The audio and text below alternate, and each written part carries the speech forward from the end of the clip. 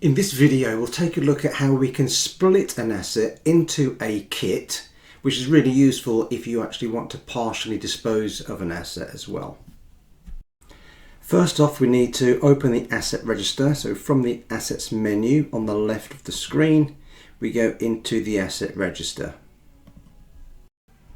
In this example, I'm going to change the asset group to office furniture.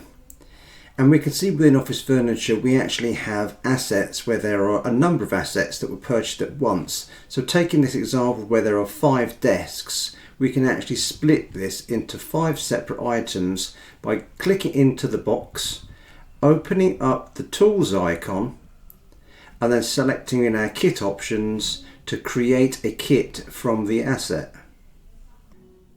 Within this screen, we can select how many lines the asset is going to be split into using the plus icon on the far right hand side. We then need to add a name to each asset, a reference if applicable. You can add a description, but it's not mandatory, and then select the percentage which is going to be allocated to each asset. You can see the value allocated to each asset and the total value of all of the assets combined.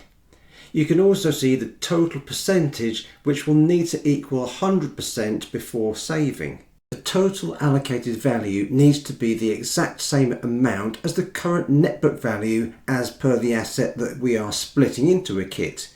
In this example, it isn't, and we will not be able to close until we change the value of 1 or 2 of the assets.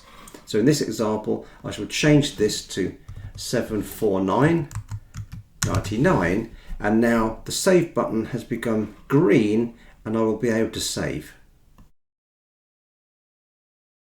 The kit containing the multiple assets will initially display on your asset register as a single line item, but when we click on the expander icon, we can see the breakdown of the kit, and each of the line items can be treated individually.